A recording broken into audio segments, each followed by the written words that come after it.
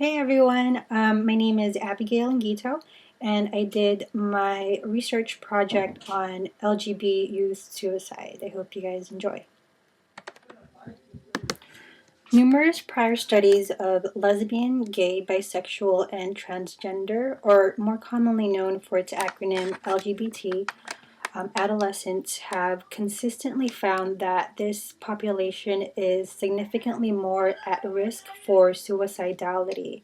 That is, the deliberate attempt of suicide or had thoughts or plans of suicide than their heterosexual peers. Moreover, other research indicates that the reactions of other people to an individual's sexual orientation may be a key factor in identifying elevated risk. For example, LGBT youth who experience parental rejection upon disclosure of their minority statuses appear to be at an increased risk for using illegal drugs, developing depressive symptoms, and aptly for attempting suicide.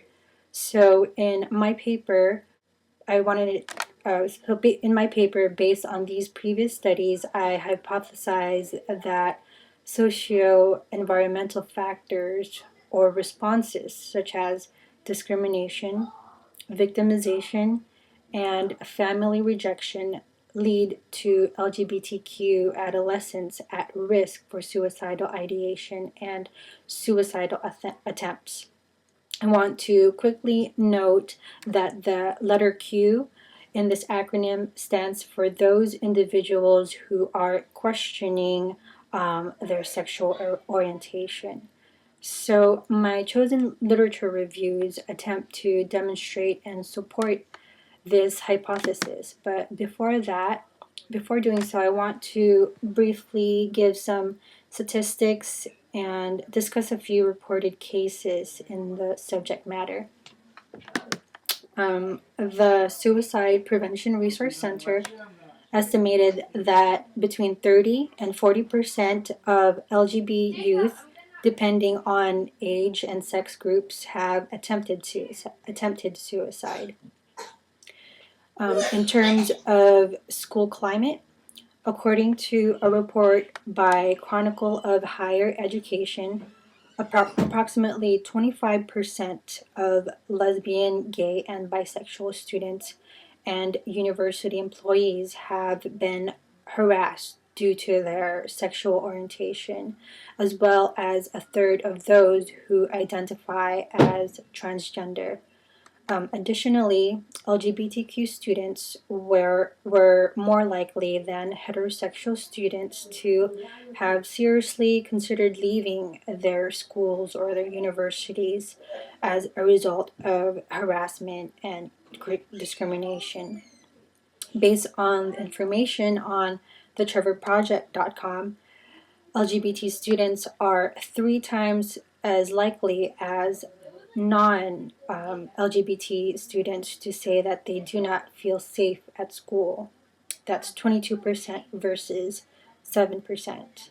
And 90% of LGBT students versus 62% of non-LGBT teens have been harassed or assaulted during this past year.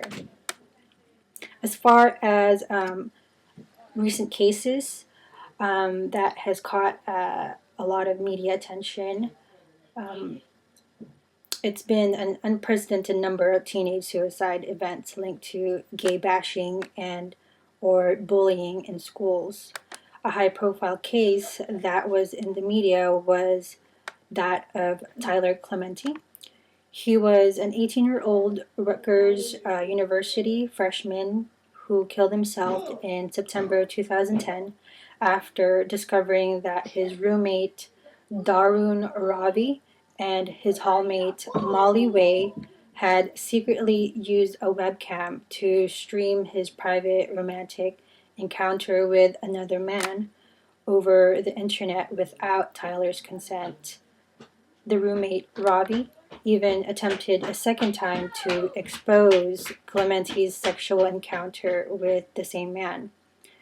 Clementi complained to his resident assistant about his roommate spying on his sex life using a webcam and streaming it online, and requested if he could live in another dorm room on campus. The resident assistant took it seriously and reported it to higher authorities at the university. However, before any actions were made in arranging Clementi's living situation, he was too distraught by the victimization that he took his own life 2 days after Ravi posted the video by jumping off the George Washington Bridge. Another case in 2009 was an 11-year-old Carl Joseph Walker Hoover was found hanging by an extension cord on the second floor of his family house in Springfield, Massachusetts. According to his mother, Carl was bullied and had been taunted, calling him gay, and threatened for several weeks at his middle school before he committed suicide. Despite his mother's weekly pleas to the school to address the problem, there wasn't much action that the school did to intervene and alleviate the situation. As the case with Carl, he did not identify being gay, but the impact of being taunted and harassed by his peers was enough for the 11-year-old Massachusetts boy to end his life. Other cases of recent LGBT teenage suicide are Seth Walsh, a 13-year-old boy who was harassed and teased by his peers, which led Seth to hang himself in 2010. Jamie Rodmeyer, a 14-year-old boy who killed himself in September 2011 after posting an online farewell. Jamie was tormented for months by cyber bullies.